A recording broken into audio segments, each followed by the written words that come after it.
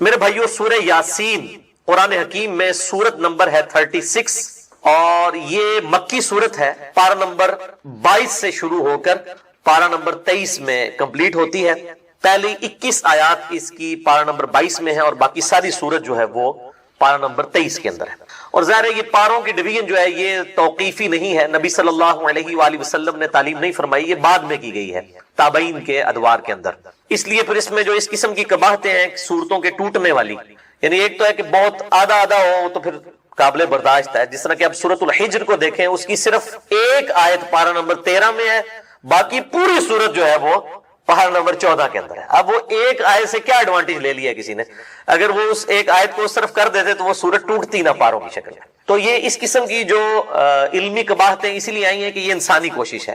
نبی صلی اللہ علیہ وآلہ وسلم نے پاروں میں قرآن حکیم کو تقسیم نہیں فرمایا تھا, بلکہ قرآن حکیم جو ہے یہ سورتیں 114 ان کی ڈویژن اور آیات کی ڈویژن موجود تھی, وہ بھی بغیر نمبرنگ کے, صرف وہ آیات کا پتہ تھا.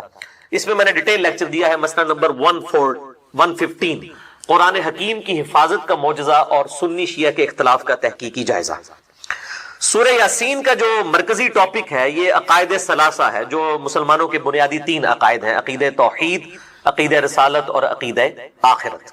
سورہ یاسین کی جو فضیلت ہے اس کے حوالے سے جتنی بھی روایات احادیث کی کتابوں میں آئی ہیں آلموسٹ سب کی سب ہی ضعیف الاسناد ہیں, اور ان میں سے صرف ایک صحیح روایت موجود ہے موقوفاً سیدنا ابن عباس رضی اللہ تعالیٰ عنہ کا قول, وہ انشاءاللہ میں ڈسکس بھی کر دوں گا. باقی سب کی سب ضعیف الاسناد ہے. قرآن حکیم کی صورتوں کے فضائل کے حوالے سے سورہ یاسین ہو, سورۃ الملک ہو, سورہ الواقعہ ہو, باقی صورتیں, اس حوالے سے میں نے ڈیٹیل لیکچر کم از کم 3 گھنٹوں میں 3 نشستوں میں یہیں پر ریکارڈ کروایا تھا. سورۃ الرعد کی آیت نمبر 28 کے کانٹیکسٹ میں, الا بذکر اللہ تطمئن القلوب, آگاہ ہو جاؤ اللہ کی یاد ہی میں دلوں کا سکون ہے. اور اللہ تعالیٰ کا سب سے بڑا ذکر الذکر یہ قرآن حکیم ہے. انا نحن نزلنا الذکر وانا له لحافظون, سورۃ الحجر آیت نمبر 9. تو میں نے اس اللہ کے ذکر والی جو آیت ہے سورۃ الرعد آیت نمبر 28, اس کے کانٹیکسٹ میں قرآن حکیم کی 12 صورتوں کے فضائل 3 نشستوں کے اندر مسئلہ نمبر 112 ABC یہ ریکارڈ کروائے تھے. آج میں اس ڈیٹیل میں نہیں جاؤں گا, اس میں نے سورہ یاسین کے حوالے سے بھی ڈسکشن کی تھی. بہرحال اس حوالے سے سورہ یاسین کی فضیلت میں جو 3 ٹاپ آف دا لسٹ روایتیں پبلک کے اندر مشہور ہیں, سب کی سب ہے تو ضعیف ہے, لیکن میں ان کو یہاں پر مختصراً عرض کر دوں. اور ان احادیث کے نمبرز میں انشاءاللہ مشکات کے بھی بتاؤں گا, کیونکہ میں مشکات کے بارے میں اکثر یہ ڈکلیئر کرتا ہوں کہ مشکات از دا انسائکلوپیڈیا آف حدیث. اہل سنت کی مین سٹریم کی 13 کتابوں کے یہ نوٹس ہیں, بخاری, مسلم, ابو داؤد, ترمذی, نسائی, ابن ماجہ, الموطا امام مالک, سنن الکبریٰ, البیہقی, المستدرک للحاکم اور کئی کتابوں میں سے یہ سمجھ لیں آپ نوٹس ہیں. یہ انسائکلوپیڈیا آف حدیث ہے. جس کے پاس مشکات آ جائے آپ سمجھیں کہ اہل سنت کی تمام کتابوں کا آلموسٹ خزانہ اس کے پاس ان 3 جلدوں کے اندر آ گیا. پہلی جو مشہور حدیث ہے اس حوالے سے وہ جامعہ ترمذی میں انٹرنیشنل نمبر کے مطابق 2887 اور مشکات میں ہے 2147 کہ آپ صلی اللہ علیہ وآلہ وسلم نے فرمایا کہ ہر چیز کا کوئی نہ کوئی دل ہوتا ہے, اور قرآن حکیم کا دل سورہ یاسین ہے. جو اس کی تلاوت کرے گا اسے 10 دفعہ قرآن حکیم پڑھنے کا ثواب ملے گا. لیکن یہ روایت جو ہے یہ اصول محدثین پر کمزور ہے. اس میں ایک راوی ہے ہارون ابو محمد, وہ مجہول الحال ان نون راوی ہیں جن کا کوئی پتہ نہیں ہے, اور لاپتہ راویوں سے جو روایتیں ہیں وہ محدثین کے ہاں قابل قبول نہیں ہوتی. دوسری روایت ہے کہ آپ صلی اللہ علیہ وآلہ وسلم کی طرف منسوب ہے کہ جو اللہ کی رضا کے لیے سورہ یاسین پڑھے اس کے سابقہ سارے گناہ معاف کر دیے جاتے ہیں, لہٰذا اپنے قریب المرگ جو لوگ ہیں, نزع کے عالم میں ہیں, ان کے پاس اس کو پڑھو. یہ روایت شعب الایمان امام بیہقی کی کتاب میں 2458 نمبر ہے اور مشکات میں 2178. لیکن یہ روایت بھی جو ہے اصول محدثین پر ضعیف ہے, کیونکہ اس میں ایک راوی کا نام ہی کوئی نہیں ہے, رجل ان کے ساتھ ہی سند کے اندر آتا ہے بالکل.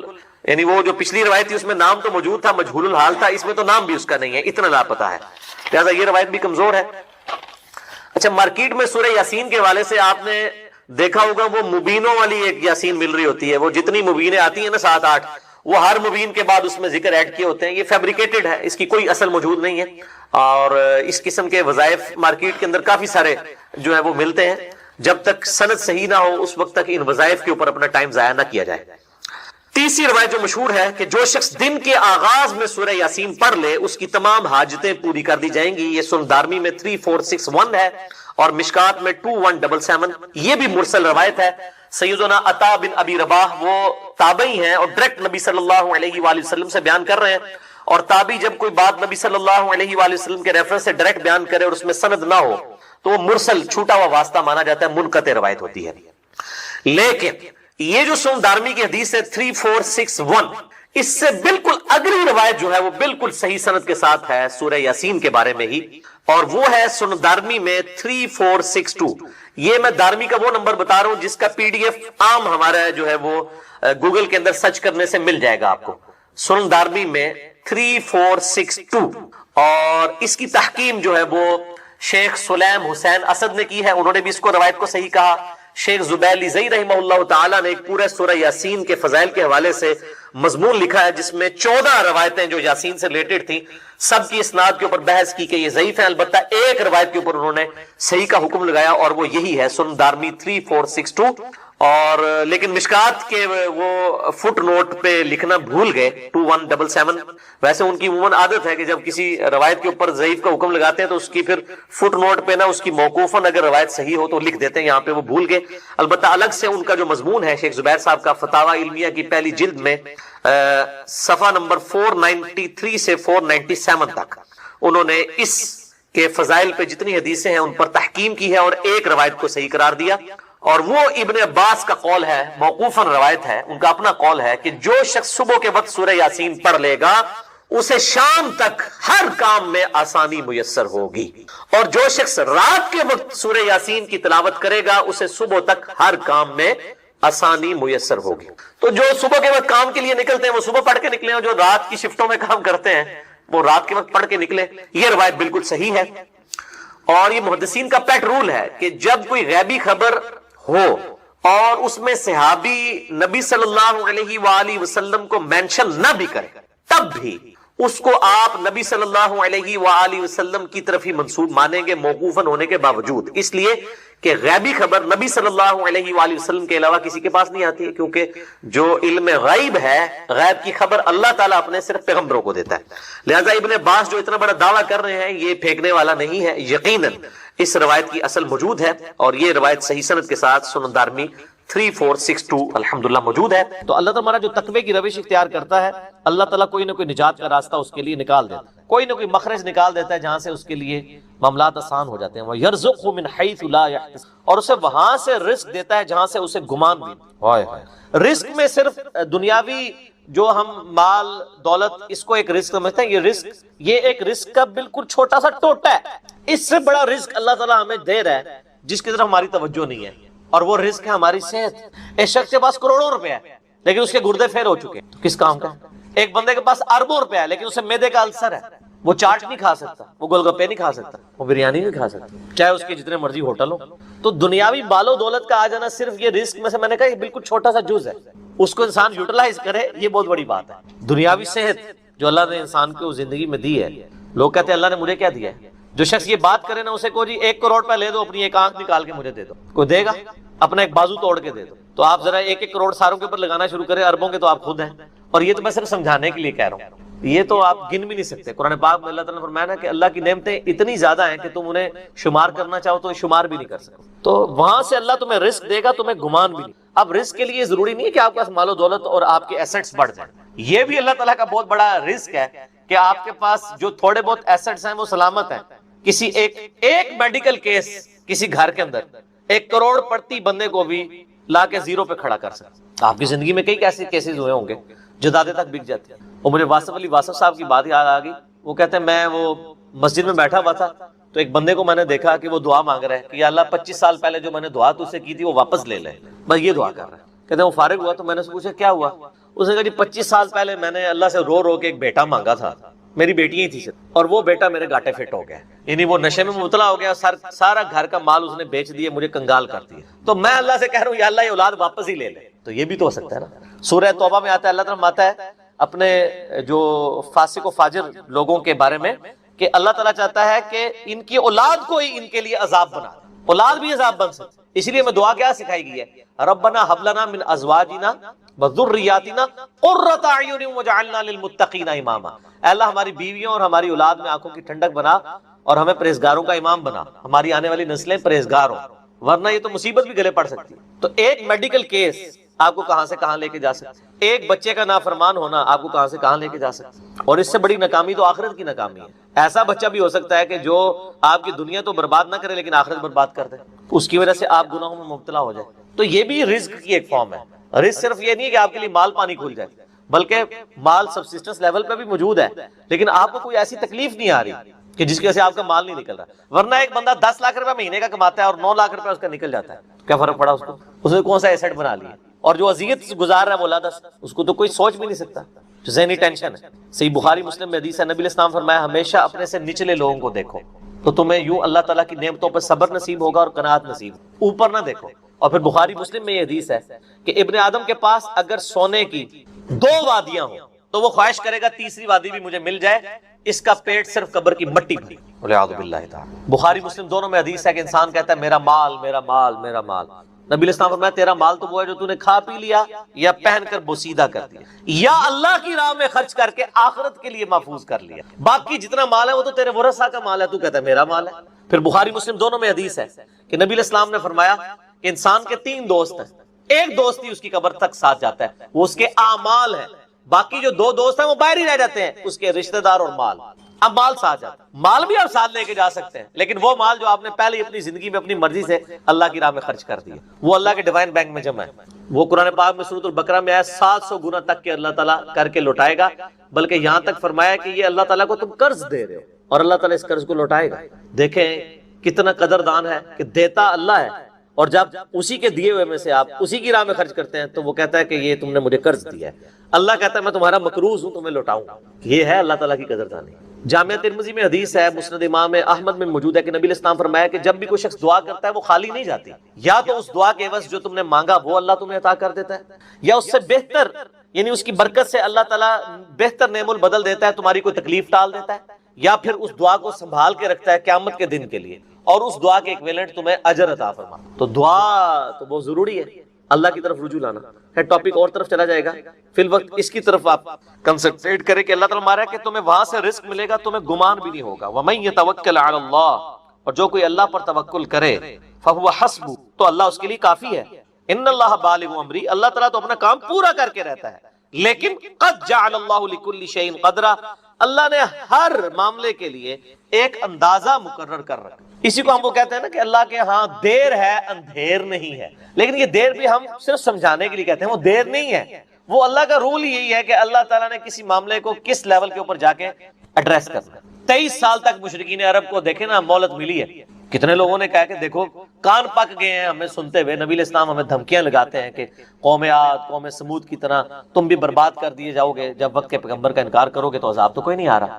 اور قرآن پاک میں پھر نبی علیہ السلام کے بارے میں بھی آتا ہے کہ آپ علیہ السلام نے بھی تھوڑی سی بے صبری کا مظاہرہ کیا، سورۃ الانعام کے سٹارٹ میں آپ پڑھ کے دیکھ لیں تو اللہ تعالیٰ نے پھر جلال فرمایا کہ نبی تم چاہو تو جاؤ زمین میں کوئی سرنگ تلاش کر لو یا آسمان میں کوئی سیڑھی لگا کے ان کی مرضی کا معجزہ انہیں لا کے دکھا دو، ہم اپنے فیصلوں میں یعنی کسی کے پابند نہیں ہیں۔ پھر سورہ آل عمران میں آتا ہے جب غزوہ احد کے موقع پہ نبی علیہ السلام کی زبان سے بددعا نکل گئی خالد ابن ولید کے لیے کہ اللہ تعالیٰ ایسی قوم کو کیسے ہدایت دے گا جنہوں نے اپنے نبی کا چہرہ خون سے رنگ دیا۔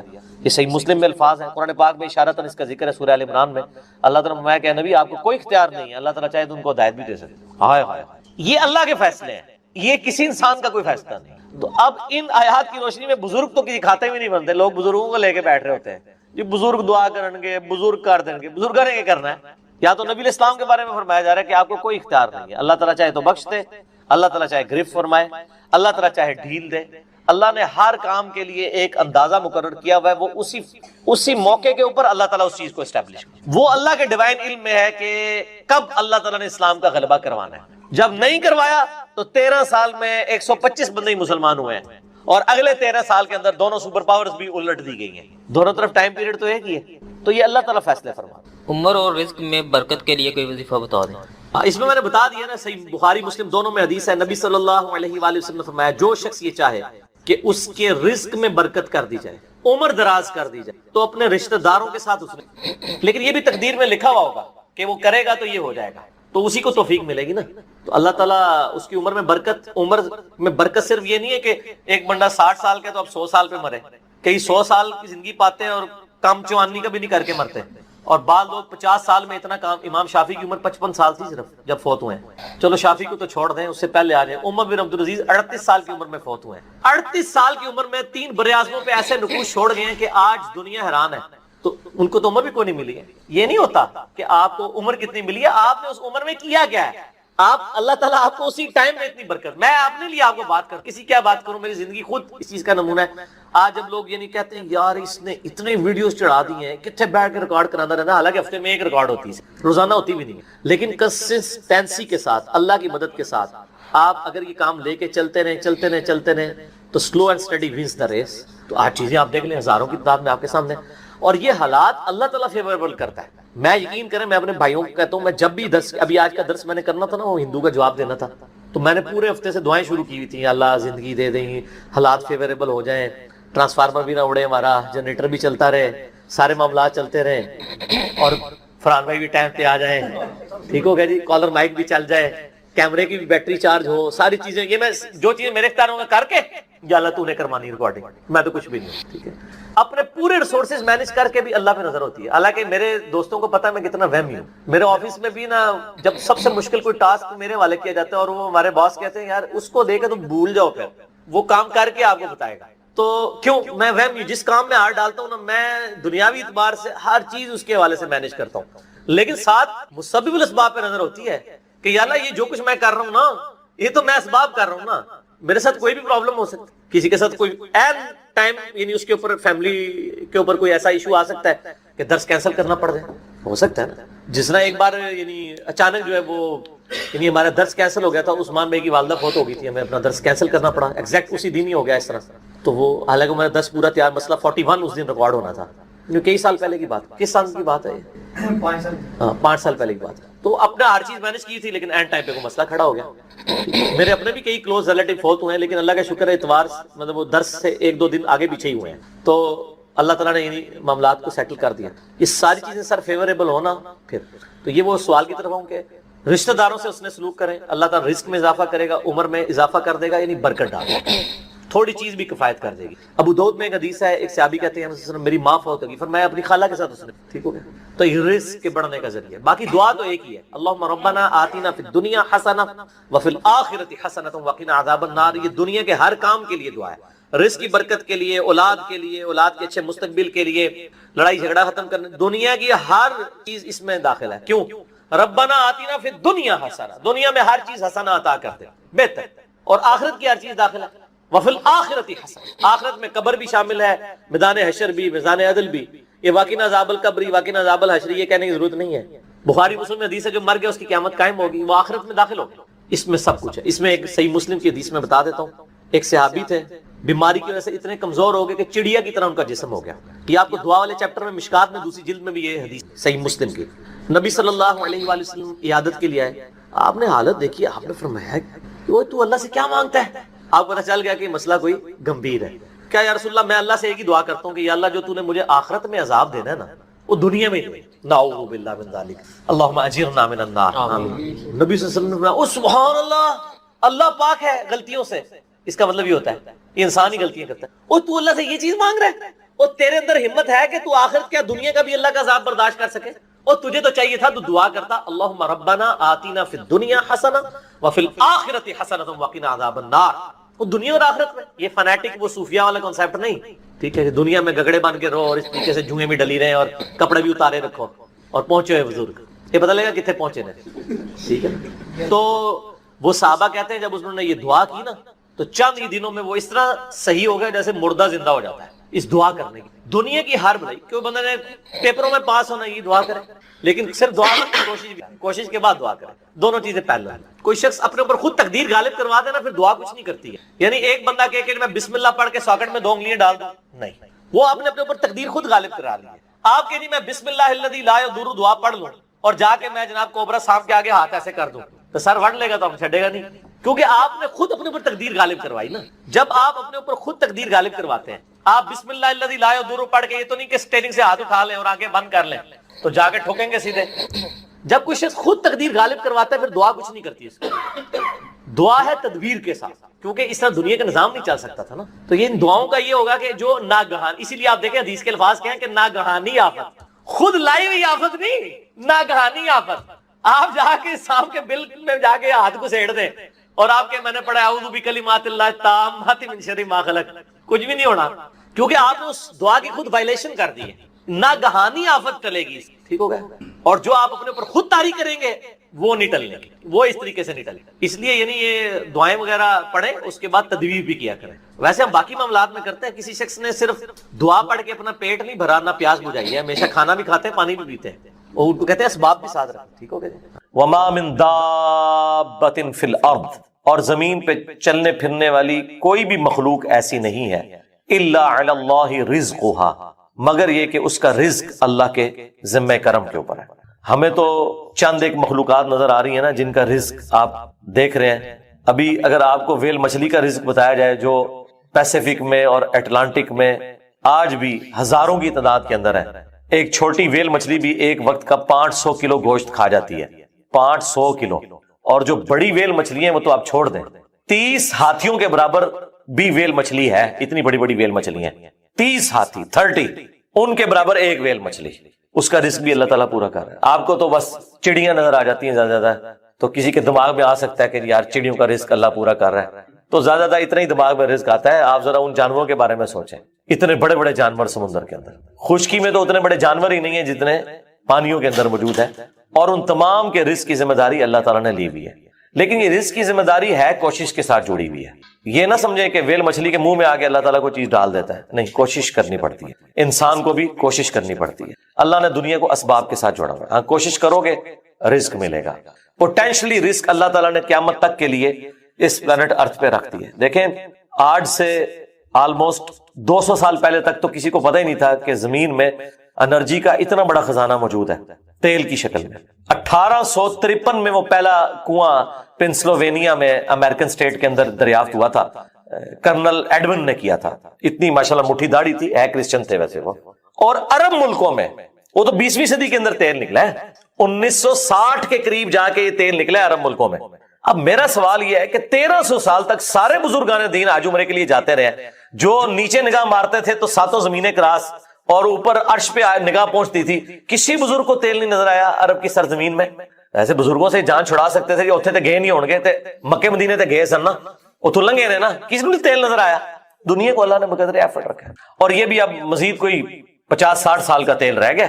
پھر آنے والی دنیا ذکر کرے گی کہ انسانیت نے 250-300 سال ایسے دیکھے ہیں کہ اللہ نے ان کو ایک ایسا خزانہ دیا تھا کہ جس کو یوز کر کے ٹرینیں چلتی تھیں، ہوائی جہاز اڑتے تھے اور وہ زمین سے تیل نکلا تھا. بعد کے لوگوں کے لیے تو ابھی پرابلم ہے ظاہر ہے، اسی لیے تو اب بیٹریوں کی طرف، سولر کی طرف شفٹ ہو رہے ہیں. لیکن بہرحال سولر ہو یا بیٹریاں ہوں، وہ تیل کا تو مقابلہ نہیں کر سکتی. آپ کو 1 لیٹر پیٹرول جو انرجی دیتا ہے، وہ انرجی بنانے کے لیے تو آپ کو کتنا بڑا ایریا چاہیے سولر پینلز کا، تب وہ انرجی ملے گی.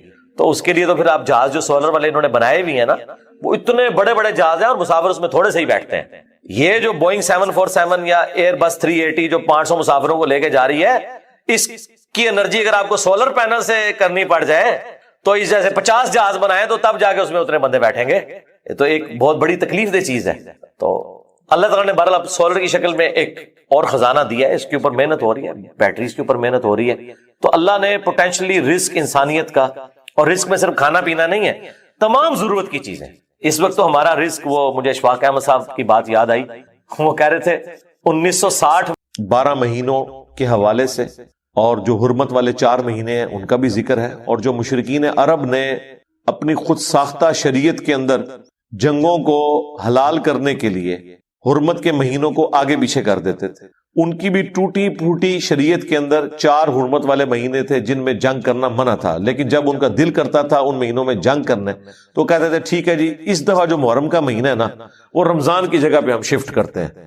اب یہ تو نہیں ہو سکتا کہ محرم کے مہینے کو آپ رمضان میں شفٹ کر دیں. تو یوں وہ مہینوں کو آگے پیچھے کرتے رہتے تھے. اس کا ذکر یہاں پہ آ رہا ہے. اللہ تعالیٰ نے کہا یہ کفر ہے جو یہ کر رہے ہیں، انہوں نے اللہ کی شریعت کو بدلا ہے. اللہ کے نزدیک یہ بہت سینسٹیو ایشو ہے. اس حوالے سے حرمت والے جو مہینے ہیں، وہ بخاری مسلم دونوں میں حدیث ہے کہ حرمت والے مہینے 4 ہیں، 3 کنزیکٹیو ہیں، ذی قعدہ، ذوالحجہ اور محرم. اور چوتھا رجب۔ نبی اسلام نے جو اپنے آخری خطبات میں سے خطبہ ہے نا، جو حجۃ الوداع کے موقع پر ایک آپ نے خطبہ دیا تھا میدان عرفات میں، اور اس سے اگلے دن 10 ذوالحجہ یوم النحر قربانی کے دن منا میں ایک خطبہ آپ نے دیا تھا۔ وہ خطبہ بخاری مسلم دونوں میں آیا، جس میں نبی اسلام نے پوچھا تھا کہ بتاؤ آج کون سا دن ہے، یہ کون سا مہینہ ہے، یہ کون سا شہر ہے، اور صحابہ کرام خاموش رہے، اور انہوں نے کہا اللہ اور اس کا رسول بہتر جانتے ہیں۔ اور صحابہ کہتے ہیں ہم اس لیے کہہ رہے تھے کہ ہمیں یہ گمان ہوا کہ شاید نبی الاسلام آج کے دن، مہینے اور اس جگہ کا نام نہ بدل دیں کہیں، اس لیے ہم نے کہا اللہ اس کا رسول بہتر جانتے ہیں۔ تو پھر آپ نے فرمایا کیا یہ ذوالحجہ کا حرمت والا مہینہ نہیں ہے؟ کیا یہ شہر مکہ حرمت والا شہر نہیں ہے؟ اور آج کا یہ دن یوم النحر 10 ذوالحجہ کا دن، یہ بابرکت دن اللہ کے نزدیک حرمت والا دن نہیں ہے؟ سب نے کہا بلا یا رسول اللہ۔ پھر نبی نے اسلام فرمایا کہ جس طرح اس شہر مکہ، اس مہینے اور آج کے دن کی حرمت ہے نا، اسی طریقے سے ایک مسلمان کے لیے دوسرے مسلمان کی جان، مال، عزت، آبرو حرام ہے۔ یعنی جس طرح حقوق اللہ کے اعتبار سے تم سینسٹیو ہونا، اللہ کے نزدیک یہ بھی جرم ہے کہ تم کسی کے ساتھ زیادتی کرو، جان، مال، عزت، آبرو کے اعتبار سے۔ جس طرح کہ کوئی شخص مکے کی حرمت پامال نہیں کرتا، اس مہینے کی حرمت کو پامال نہیں کرتا، اس دن کی حرمت کا خیال رکھتا ہے، اسی طریقے سے حقوق العباد کا بھی خیال کرے۔ اس میں یہ بھی الفاظ ہے کہ زمانہ گھوم گھما کے پھر اسی جگہ پر واپس آ گیا جہاں اللہ تعالیٰ نے اس کو پیدا فرمایا تھا کہ سال کے 12 مہینے ہیں، ان میں سے 4 حرمت والے ہیں، 3 کنزیکٹیو، ذوالقعدہ، ذوالحجہ اور محرم، اور چوتھا جو ہے وہ رجب کا مہینہ۔ وہاں پہ آپ علیہ السلام نے یہ فرمایا تھا، اور مہینوں کے نام بھی بتا دیے۔ پھر آپ نے اس میں یہ بھی فرمایا کیا میں نے اللہ کا پیغام تم تک پہنچا دیا؟ سب نے کہا بلا یا رسول اللہ، پہنچا دیا آپ نے، بلکہ آپ نے حق ادا کیا۔ پھر نبی علیہ السلام نے 3 دفعہ آسمان کی طرف انگلی کر کے صحابہ کی طرف کی، اللہم اشہد، اللہم اشہد، اللہم اشہد، اے اللہ گواہ رہنا، گواہ رہنا، گواہ رہنا۔ اور پھر آپ نے فرمایا اب جو لوگ یہاں موجود نہیں ان تک میرا یہ پیغام پہنچا دیں، وہ لوگ جو یہاں پہ موجود ہیں۔ اور بسا اوقات جسے بات پہنچائی جا رہی ہوتی ہے وہ زیادہ یاد رکھنے والا ہوتا ہے بنسبت اس کے کہ جو پہنچا رہا ہوتا ہے، ظاہر ہے اسے پھر زیادہ قدر ہوتی ہے۔ اور پھر دیکھ لیں اللہ نے جن لوگوں سے دین کا بڑے لیول پہ کام لیا وہ سارے اجمی تھے، امام بخاری ہو، امام مسلم ہو، امام ابو داؤد، امام ترمذی، یہ سب اجمی ہیں جن سے اتنے بڑے لیول کا اللہ تعالیٰ نے کام لیا۔ حدیثیں انہوں نے محفوظ کی، نبی علیہ السلام کی سنت کو محفوظ کیا اس حوالے سے۔ تو وہاں پر بھی نبی علیہ السلام نے کہا کہ وہ 12 مہینے ہیں، اور وہ کہ آگے پیچھے کرتے رہتے تھے، وہ اتنی دفعہ آگے پیچھے ہوئے کہ آٹومیٹکلی نبی علیہ السلام کی بعثت کی برکت سے جس سال حضور نے حج کیا نا، وہ آئٹریشن پرفارم ہو کے اوریجنل جگہ پہ واپس آ گئی ہوئی تھی۔ تو وہاں آپ نے پھر فکس کر دیا، پھر اس کے بعد کوئی اس میں کسی نے تبدیلی نہیں کی، آج تک ماشاءاللہ اسی طریقے سے معاملات چل رہے ہیں۔ ان عدت الشہور عند اللہ 12 شہرا فی کتاب اللہ، بے شک اللہ کے نزدیک مہینوں کی گنتی 12 ہے اللہ تعالی کی کتاب میں، لوح محفوظ میں، اللہ تعالی کے بنائے ہوئے ڈیوائن پلان کے اندر۔ یوم خلق السماوات والارض، جب سے اللہ تعالیٰ نے آسمانوں اور زمین کو پیدا کیا ہے مہینے 12 ہیں۔ اور یہ دیکھیں 12 مہینے آلموسٹ سارے کیلنڈرز میں چل رہے ہیں، چاہے لیونر ہو، سولر ہو، اس کے علاوہ بھی جو کیلنڈرز ہیں ان کے اندر۔ منہا 4 حرم، ان میں سے 4 حرمت والے ہیں، جو میں نے بتایا بخاری مسلم میں آ گیا۔ 4 مہینے ذوالقعدہ، ذوالحجہ اور محرم، اور اس کے بعد پھر بعد میں رجب۔ یہ 3 کنزیکٹیو ہیں ایک الگ سے۔ ذالک الدین القیم، یہ ہے اللہ تعالیٰ کا قائم کردہ دین، یہ اللہ تعالیٰ کی شریعت ہے۔ فلا تظلموا فیہن، تو اس میں ظلم نہ کرنا ان مہینوں میں، انفسکم، اپنے آپ پر، یعنی شریعت نے جو پابندیاں ان مہینوں میں لگائی ہیں اسے آپ نے وائلیٹ نہیں کرنا۔ سب سے بڑی پابندی یہ تھی کہ آپ نے ان مہینوں میں جنگ نہیں کرنی، ایون جنگ صفین روک دی گئی تھی حرمت والے مہینے کی وجہ سے۔ اب تو ایسے کوئی خیال ہی نہیں ہوتا، یعنی کہیں اسلامی حکومتوں کو خیال ہی نہیں ہوتا کہ یہ جو اپنی جنگیں یا آپریشنز لانچ کر رہے ہیں یہ حرمت والے مہینوں میں ہے بھی ہے یا نہیں، ان چیزوں کا خیال نہیں رکھا جاتا۔ اس میں ایک پلی مل جاتی ہے جو ساتھ ہی ذکر آ رہا ہے کہ اگر کافر یا اسلام کے دشمن آپ کے اوپر جنگ مسلط کر دیں حرمت والے مہینے میں، تو پھر آپ نے یہ نہیں کہنا کہ اس مہینے میں ہم نہیں لڑتے لہذا ہمیں مار دو، نہیں، پھر آپ نے لڑائی کرنی ہے۔ اس کا وبال ان کافروں پر ہوگا، ان باغیوں پہ ہوگا۔ وَقَاتِلُوا الْمُشْرِكِينَ كَافَّةً، اور جنگ کرو مشرکین کے ساتھ پورے زور کے ساتھ، کما یقاتلونکم کافہ، جس طرح کہ وہ سب کے سب تمہارے ساتھ جنگ پر آمادہ ہوتے ہیں، تم بھی پوری اپنی تسلی کرو۔ وَاعْلَمُوا، اور جان لو، ان اللہ مع المتقین، بے شک اللہ تعالی تقوی کی روش اختیار کرنے والوں کے ساتھ ہے۔ جو اللہ تعالی کی شریعت کی پابندی کرنے والے لوگ ہیں ان کے ساتھ ہے اللہ تعالی، جو اللہ سے ڈرنے والے ہیں۔ انما النسیء زیادۃ فی الکفر، حرمت والے مہینوں کو ہٹا دیتے ہیں اور اضافہ کرنا ہے کفر میں۔ زیادۃ فی الکفر یضل بہ الذین کفروا، اور اس کے ذریعے گمراہ کیے جاتے ہیں وہ لوگ جو کافر ہیں۔ وہ جو میں نے بتایا یہ مہینوں کی گنتی آگے پیچھے کرتے تھے، وہ ساتھ آ بھی جائے گا۔ یحلونہ عاما ویحرمونہ عاما، حلال کر دیتے ہیں ایک مہینے کو ایک سال، اور حرام کر دیتے ہیں اس کو دوسرے سال۔ وہ کیوں کرتے ہیں؟ گنتی پوری کرنے کے لیے۔ لیواطئوا عدۃ ما حرم اللہ، تاکہ وہ گنتی پوری کر دیں حرمت کے مہینوں کی جو اللہ کے ہاں ہے۔ وہ 4 کی گنتی وہ سال میں، یعنی انہوں نے 4 مہینے پورے کر دینے کسی طریقے سے، وہ چاہے اللہ کے بتائے ہوئے مہینے تھے یا نہیں تھے، انہوں نے کہا جی 4 کی گنتی ہم پوری کر دیں گے۔ زین لہم سوء اعمالہم، اس طرح آراستہ کر دیے گئے ان کے لیے ان کے برے اعمال۔ واللہ لا یہدی القوم الکافرین، اور اللہ تعالی کفر اختیار کرنے والوں کو، جو جان بوجھ کے کفر اختیار کرتے ہیں، انہیں کبھی ہدایت نہیں دیتا۔ یعنی یہ ہدایت زبردستی نہیں ہوگی، کوشش کرنے والوں کے لیے ہوگی۔ اور جو آنکھیں بند کر کے لیٹے ہوئے ہیں انہیں کبھی اللہ تعالیٰ جگائے گا نہیں۔ ہاں جو سوئے ہوئے ہیں انہیں جگایا جائے گا، اگر اٹھنا چاہیں تو اٹھ جائیں، اور جو اٹھنے کے لیے تیار نہیں ہے وہ جو مرضی ہو جائے، وقت کا پیغمبر بھی موجود ہو، اللہ کی وحی بھی نازل ہو رہی ہو، تب بھی ہدایت قبول نہیں کریں گے۔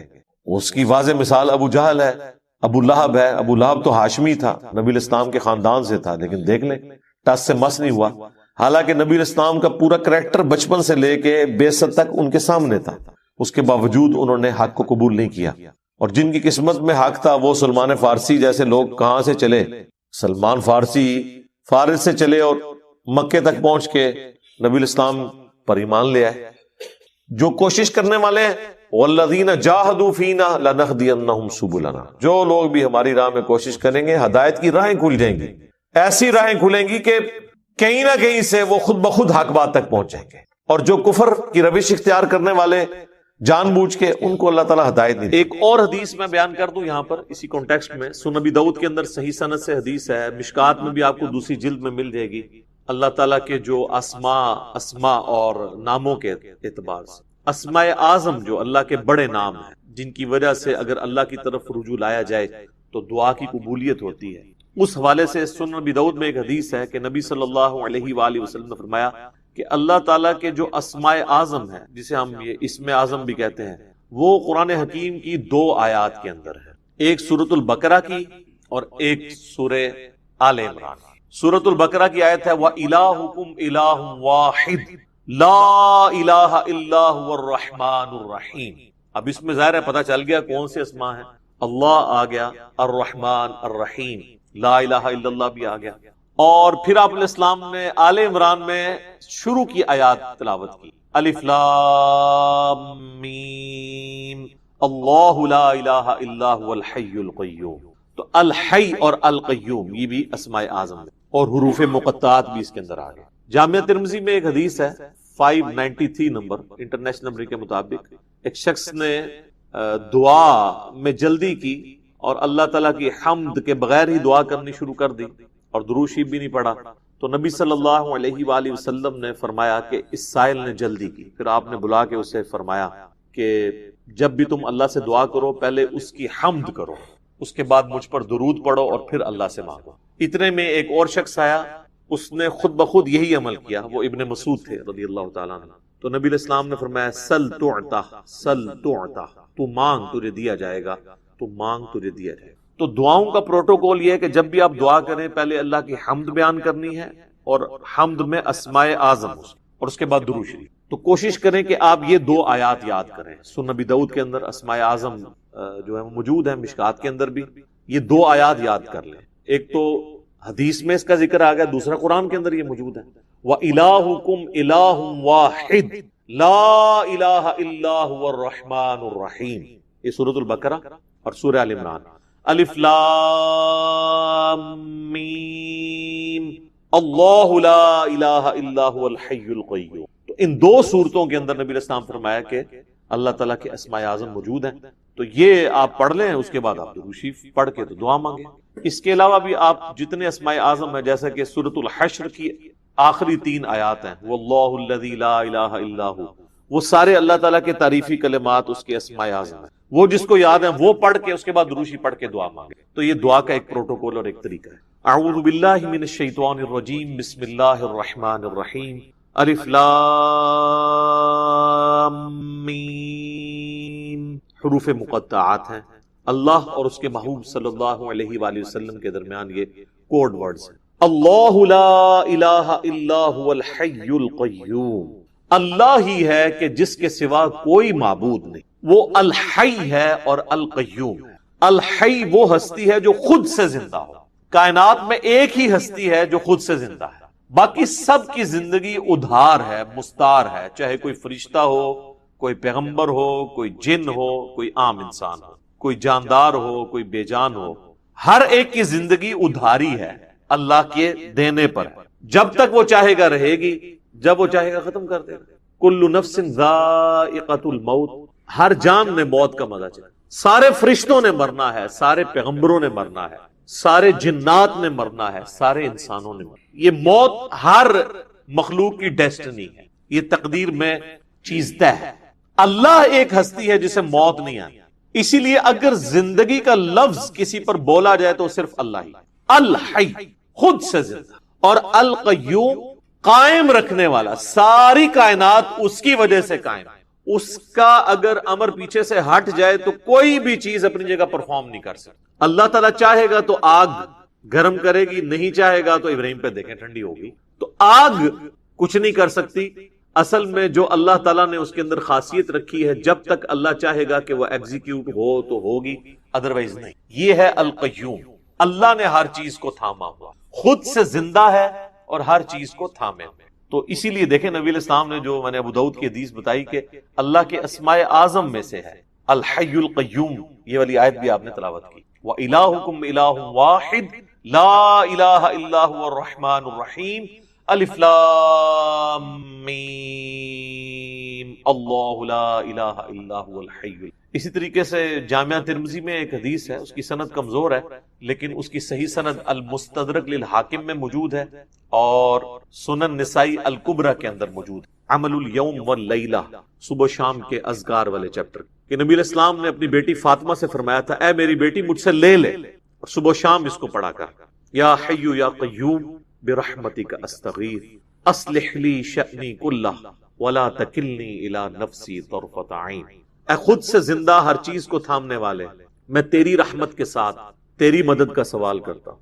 اصلح لی شأنی کلہ، میرے تمام کاموں کو سنوار دے. ولا تکلنی الی نفسی طرفۃ عین، اور مجھے پلک جھپکنے کے برابر بھی میرے نفس کے سپرد نہ کرنا، تو ہی مجھے سنبھال.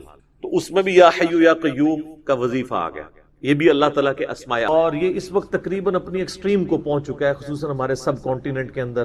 اور اس طرح کے جب بھی کوئی معاملات ہوتے ہیں تو اس میں اولین ذمہ دار ظاہر ہے علماء سو ہوتے ہیں. علماء حق کی نہیں میں بات کرتا، اہل تشیع کے ہاں بھی جو علماء سو ہیں جن کی اکثریت ذاکرین کے اندر پائی جاتی ہے، وہ بیسیکلی مجرم ہیں اس سارے معاملے کہ جنہوں نے اب یعنی ایک طرف مکتب اہل بیت کی بات ہو رہی ہے اور کئی ایک چیزیں جو اہل سنت کے ہاں اس طریقے سے لوگوں کو کلیئر نہیں ہے لیکن شیعہ کے ہاں ان کو کلیئر ہے. جیسے غدیر خم کی حدیث ہے، من کنت مولاہ فہذا علی مولاہ. اس حدیث میں نبی علیہ السلام نے 2 بھاری چیزیں جو چھوڑی تھی، صحیح مسلم میں اوپر تلے 4 احادیث ہیں انٹرنیشنل نمبر کے مطابق 6225 سے لے کے 6228 تک. آپ نے مکے سے مدینے آتے ہوئے خم نامی گاؤں میں خطبہ دیا اور فرمایا، اے لوگو آگاہ ہو جاؤ، میں بھی ایک انسان ہوں، قریب ہے کہ اللہ کا قاصد یعنی موت کا فرشتہ میرے پاس آئے اور میں اس کی دعوت قبول کر لوں. میں اپنے بعد تم میں 2 بھاری چیزیں چھوڑ کے جا رہا ہوں. ان میں سے پہلی چیز اللہ کی کتاب ہے، اس میں ہدایت ہے، اس میں نور ہے. تم اللہ کی کتاب کو پکڑو، اپنا تعلق اس کتاب کے ساتھ مضبوط کرو. اللہ کی کتاب اللہ کی رسی ہے، جو اسے پکڑے گا ہدایت پہ ہوگا، جو چھوڑ دے گا گمراہ ہو جائے گا۔ اور دوسری بھاری چیز میرے اہل بیت ہیں، میں اپنے اہل بیت کے معاملے میں تمہیں اللہ کا خوف دلاتا ہوں، میں اپنے اہل بیت کے معاملے میں تمہیں اللہ کا خوف دلاتا ہوں، میں اپنے اہل بیت کے معاملے میں تمہیں اللہ کا خوف دلاتا ہوں۔ امت نے بالکل الٹ کام کیا، نہ قرآن کو پکڑا نہ اہل بیت کو چھوڑا، یعنی قرآن کو پکڑنے کا حکم تھا، قرآن کو چھوڑ دیا، اور اہل بیت کے ساتھ حسن سلوک کا حکم تھا، اہل بیت کو چھوڑا نہیں، سب کو ہی قتل کر دیا۔ امت بالکل الٹ چلی۔ اب یہاں پہ غدیر خم پہ میرے کئی یہ کلپ یوٹیوب پہ لاکھوں لوگ دیکھ چکے ہیں۔ میں آج اس حدیث کو بیان کرنا مقصد نہیں تھا، بلکہ اس حدیث کی کورالری کے طور پہ میں توحید کی بات کروں گا کہ اہل تشیع کے ہاں بڑے دعوے دار ہیں وہ کہ ہم مکتب اہل بیت کو فالو کرنے والے لوگ ہیں۔ تو غدیر خم پہ تو نبی علیہ السلام نے قرآن کو پکڑنے کا، اہل بیت کے ساتھ اس نے سلوک کا حکم دیا تھا۔ یہ جو کچھ اہل تشیع کے ممبروں سے شرک بیان ہو رہا ہے، غالی رافضیوں کے، یہ کیا تعلیمات تھی اہل بیت کی؟ آپ دعائے کمیل بڑی اہل تشیع کے ہاں یعنی ایک ریناؤنڈ ہے، وہ پڑھ کے دیکھیں، اس طرح کی کوئی دعا توحید سے بھری ہوئی آپ کو اہل سنت کی کتابوں میں نہیں ملی۔ نہج البلاغہ میں مولا علی رضی اللہ تعالیٰ عنہ علیہ السلام کے خطبات قرآن کے حوالے سے اور توحید کے حوالے سے پڑھ کے دیکھیں، کمال کے خطبات ہیں، ان میں تو شرک قریب پھٹک ہی نہیں سکتا۔ پھر اصول الکافی جو حدیث کی بنیادی کتاب ہے اہل تشیع کے ہاں، جس طرح ہمارے ہاں صحیح بخاری اور صحیح مسلم ہے، اس میں اگر آپ شروع میں چیپٹر پڑھیں کتاب الکفر والایمان، سر اتنی گاڑی توحید ہے اور اتنی ننگی تلوار ہے اس میں توحید کی کہ اس طرح کی آپ کو سخت احادیث بخاری مسلم میں نہیں توحید کے حوالے سے ملے۔ اور سب سے بڑھ کے قرآن جو غدیر خم پہ چھوڑا، قرآن کی توحید جو ہے تو بالکل ننگی تلوار۔ لیکن جب جاہل علماء سو، جاہل ذاکرین ممبروں پر بیٹھیں اور امت کو لوریاں سنانا شروع کر دیں تو وہ پھر غلوف کریں گے، اور اس کا رزلٹ اس وقت یہ ہے کہ پہلے یہ فتنہ سب کانٹیننٹ میں اس طرح نہیں تھا۔ ایران میں تو اللہ کا فضل ہے کہ اس طرح کے معاملات نہیں ہیں۔ شام میں نصیریہ ایک فرقہ ہے اہل تشیع کا جو مولا علی کو خدا مانتے ہیں، نعوذ باللہ، الوہیت کلیم کرتے ہیں۔ اہل تشیع کے علماء نے ان کی باقاعدہ تکفیر کی۔ ایران کے جو اس وقت بھی جو ان کے سپریم لیڈر بھی ہیں اور آیت اللہ ہیں، خامنائی صاحب، کلیئر کٹ وہ تکفیر کرتے ہیں ان کی، جو مولا علی کے بارے میں الوہیت کلیم کرتے رضی اللہ تعالیٰ عنہ علیہ السلام۔ اب انہی کے معاملات یہاں پہ بھی چلنے شروع ہو گئے۔ یہاں پہ ممبروں سے وہ مولا علی جل جلالہ نعوذ باللہ، بلکہ وہ مولا حسین جل جلالہ، اور وہ کہتے ہیں اہل بیت جو کائنات کا نظام نعوذ باللہ اہل بیت چلا رہے ہیں۔ اور بھائی یہ کائنات اللہ نے بنائی ہے، یہ کائنات کا نظام بھی اللہ چلا رہا ہے۔ مولا علی کو بھی اللہ نے بنایا ہے اور مولا علی کو اللہ نے موت دے دی، اب وہ قیامت تک جنتوں میں زندہ ہیں، دنیا سے ان کی موت ہو چکی، کوئی دنیا کا نظام نہیں چلا رہے مولا علی۔ اور قیامت والے دن مولا علی نے ان کو پکڑ کے نا تو دوزخ میں دھکا دینا ہے جنہوں نے مولا علی کے نام کے اوپر یہ شرک شروع کیا۔ لیکن اب ان کی زبانوں کو کون لگام دے؟ اب کچھ عرصے سے اہل تشیع کی میٹنگز ہونا شروع ہوئی ہیں، ان کے جو بڑے بڑے علماء ہیں نا، انہوں نے باقاعدہ کانفرنسز کال کی ہیں، باقاعدہ ریٹن فارم میں انہوں نے کفر کے فتوے نکالے ہیں ان جو نصیریہ ٹائپ کے جو اہل تشیع میں غالی اور رافضی موجود ہیں کہ بھئی یہ اسلام سے خارج ہیں۔ اگر یہ علی کو خالق، علی کو مالک اور علی کو رازق ماننا شروع کر دیں گے تو یہ تو مولا علی کی سکھائی ہوئی توحید کا ہی منافی ہے۔ لیکن اب وہاں پہ کیا ہے، وہ کہتے ہیں جی ذاکرین کا وہی موقف ہے، وہ کہتے ہیں جی کہ یہ جو علماء دین بیان کر رہے ہیں نا یہ تو کتابوں میں ہے، ہم جو دین لے کے چل رہے ہیں وہ سینہ بہ سینہ ٹرانسفر ہوا ہے۔